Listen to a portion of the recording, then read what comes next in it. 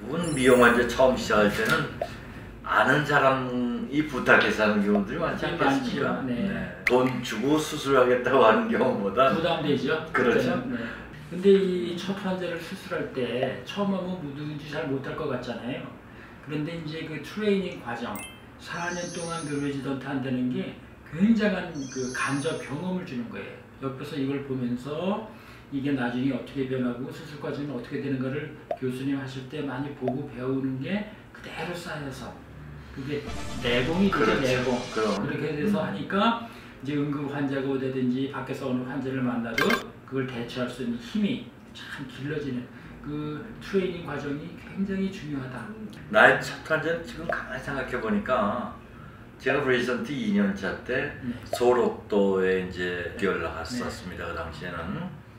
근데 거기에 내가 성형외과 의사인데 성형외과가 보통 이제 미용만 하지 않고 레지던트 할 때 재건 수술을 많이 하죠.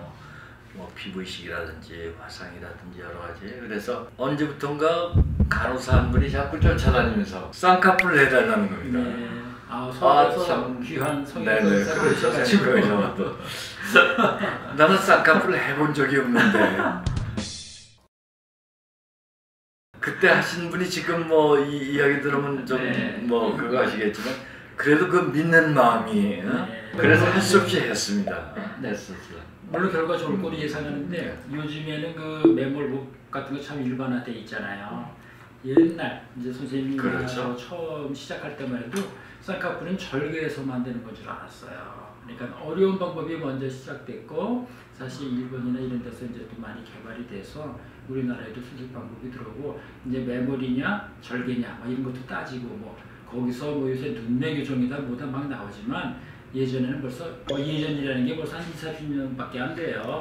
매몰법으로 성형외과에서 이제 주류가 돼서 주류 성형외과 의사들이 하기 시작한 건 1985년경입니다. 그러니까 벌써 35년 됐죠. 그래서 어쨌든 그 제 첫 환자는 간호사셨어요. 그래서 선생님은 혹시 간호사를 처음 하지 않았습니까? 처음 했던 거는 사실은 기억이 잘 안 나긴 하는데요. 그 특히 이제 대개는 코보다 눈을 먼저 하잖아요. 네. 저는 전문의 따고 나서는 이제 우리가 군에 갔을 때 저는 또 그 통합병원에 근무를 했거든요. 그러다 보니까 이제 그 군 계통에 계신 분들은 이 사회 나오기를 조금 싫어하세요. 그래서 거기 계신 그 여자분들, 여자 간호사 이미 그때는 사실 레지던트 트레이닝도 마치고 전문의도 따고 이랬기 때문에 사실 어느 정도 이렇게 눈썰미가 좀 트인 그때였다고 볼 수 있어요. 아주 수준 높은 저희 그 유튜브에 이제 저희가 하니까 이런 내용이 있어요. 10년 전에 원장님께 이거 아마 우리 김 박사님 거야. 수술 받고 미인 소리 들으면서 잘 지내고 있는데 여기 병원에서 수술한 환자인데 반갑고 항상 건강하세요 이런 말이 있다고 그래요. 그 대답 좀 한번 해주세요. 아이고 감사합니다. 솔직히 성형외과 의사 하는 거를 지금까지도 자랑스럽게 생각지 않았습니다. 조금 부끄럽게 생각했죠. 그 많은 성형외과 의사들이 그런 생각을 좀 하고 있죠. 그렇습니까? 네. 이게 뭐 꼭 해야 되는가? 어떤 분들 그런 이야기를 하죠. 부끄러워하는데도